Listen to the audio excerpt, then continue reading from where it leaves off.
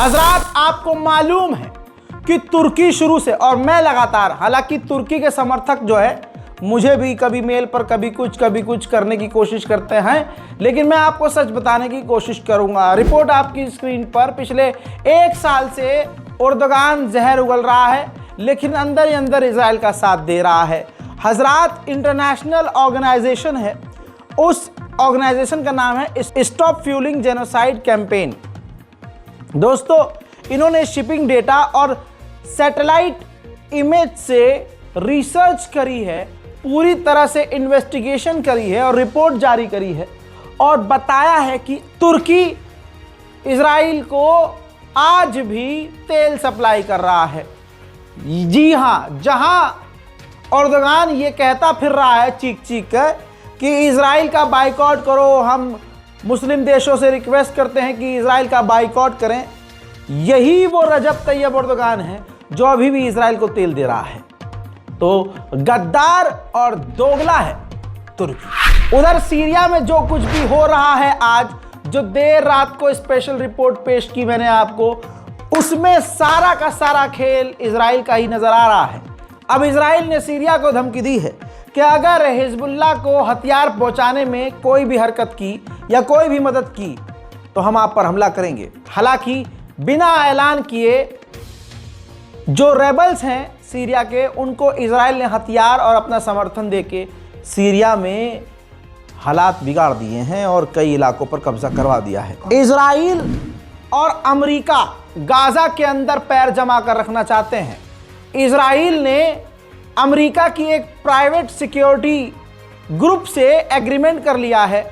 अब ये प्राइवेट जो मिलिट्री अमेरिका की है, ये गाजा के अंदर इजराइल की गुलामी करेगी और इजराइल के लिए काम करेगी, तैनात होगी। गाजा के अंदर अल नस्र चिल्ड्रन हॉस्पिटल था, रिपोर्ट आई है इजराइल ने जबरदस्ती उसको खाली करवाया, जिस अस्पताल के अंदर प्री मैच्योर्ड बेबी थे जो वक्त से पहले पैदा हो गए थे बहुत सारी मुसीबतों की वजह से, और वेंटिलेटर्स पर काफ़ी बच्चे थे।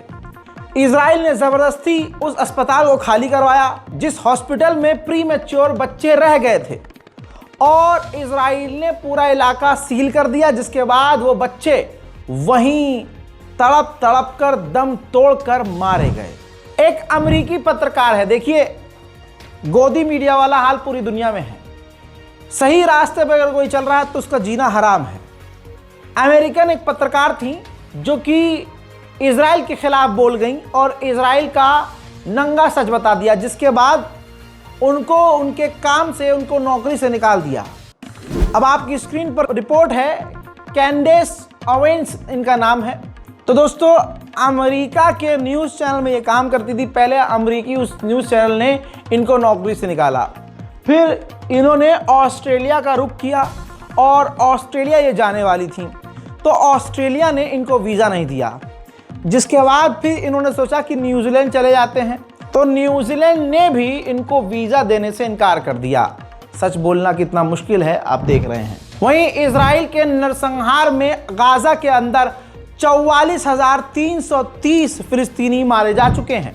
इंटरनेशनल रिपोर्ट के अनुसार पिछले 13 महीने में इजराइल ने हर आधे घंटे में एक बच्चे को कत्ल किया है। अल्लाह अकबर, हर आधे घंटे में एक बच्चे को कत्ल करने वाला इजराइल है। अरब देशों और मुस्लिम नकली देशों का हाल देखिए। इनको ईरान बुरा लगता है, इनको शिया सुन्नी, ऐसे लोग शिया सुन्नी बहुत आगे करते हैं, लंबी दाढ़ी रख के इस्लाम पर ज्ञान देंगे, लेकिन ये सबसे बड़े दोगले होते हैं। इजराइल के सबसे बड़े चैनलों में एक चैनल है यदियोत अहरानोत, उसके एंकर ने खुलासा किया कि तुर्की से इजराइल यानी हम हथियार ले रहे हैं और कई अरब देश भी हमें हथियार दे रहे हैं।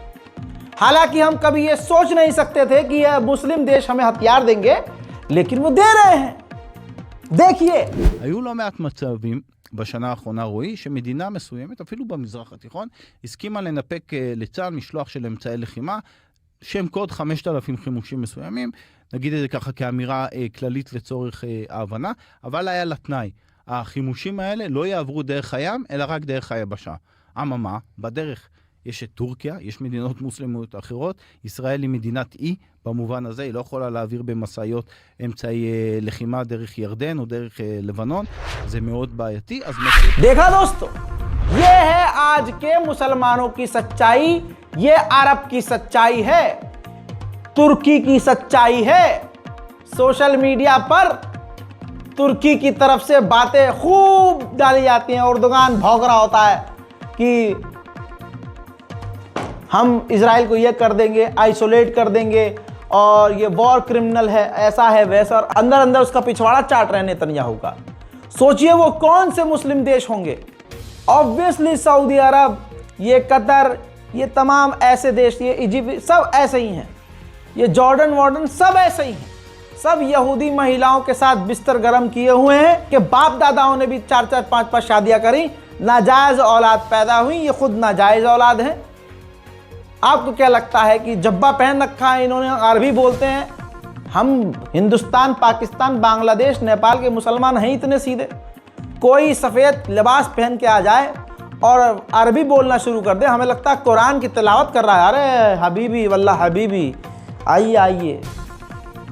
हम पता नहीं क्या समझ लेते हैं कि भाई हम बहुत ही बुरे हैं, वो अबे हम उनसे लाख गुना बेहतर हैं। अगली खबर यह है कि अमेरिका और बरतानिया ने यमन के इलाकों पर बड़ी बमबारी की है। वहीं बैतुल मुकद्दस में ये तस्वीर देखिए, मुसलमान तो जा नहीं पा रहा है लेकिन रोज भारी मात्रा में यहूदी घुसपैठ कर रहे हैं। उधर फिलिस्तीन के वेस्ट बैंक में फिलिस्तीनियों को गिरफ्तार करके लाइन से उनको ले जाया जा रहा है और गाना गा रही है यहूदी मिलिट्री।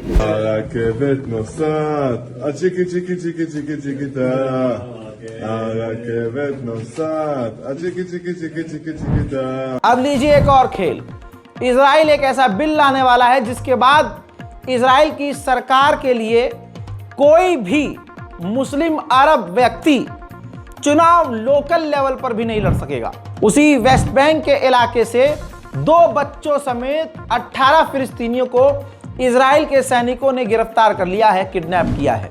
वहीं स्पेन के विदेश मंत्री ने कहा है कि इजराइल से न हम हथियार ले रहे हैं, न इजराइल को हथियार दे रहे हैं, न इजराइल के किसी भी हथियार वाले जहाज़ों को हम अपने इलाके से जाने दे रहे हैं।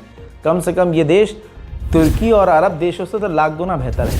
अब जो बात मैं कह रहा हूँ अगर वो दूसरे कह देते हैं तो आपको लगता है कि यार रज़ा भाई आप इनके, नहीं, मैंने तो सोचा भी नहीं था ये खबर देने से पहले। अभी मेरे एडिटर ने बताया कि भाई अगली खबर ये है। अब बताइए जो बताने जा रहा हूँ। हुथीस के अंसारुल्लाह ने कहा है कि बड़े अफसोस की बात है कि अरब देश, मुस्लिम देश सिर्फ बोल रहे हैं, कर कुछ नहीं रहे हैं। वेनेजुएला और दूसरे चंद देश ऐसे हैं जो इन अरब देशों से लाख गुना बेहतर हैं। सुनिए।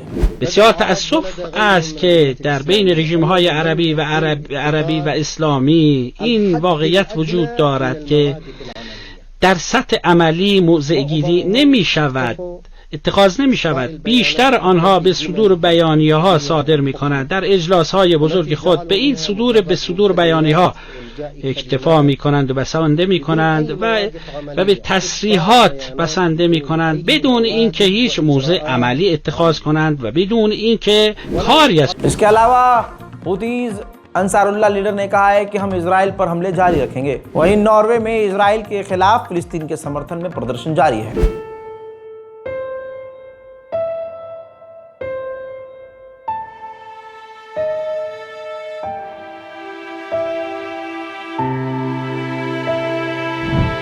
ब्रिटेन में भी लगातार पाबंदियों के बाद, सख्तियों के बाद भी फिलिस्तीन के समर्थन में लोग सड़कों पर हैं।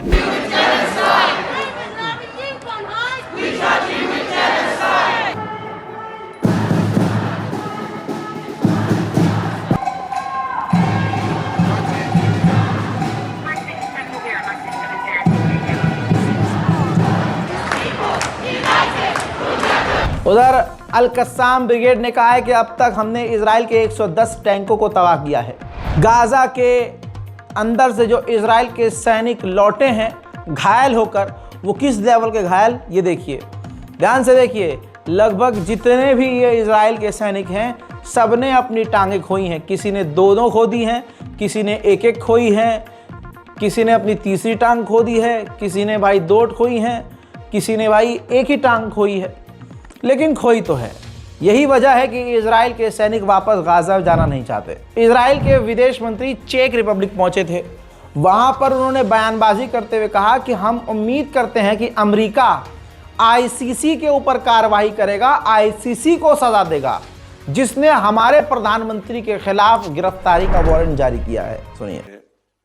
To make it short, it is clear that the court doesn't have jurisdiction over Israel because Israel is not a member state in the ICC, and the way that the so-called court bought jurisdiction or fake jurisdiction over Israel is not valid from the legal point of view.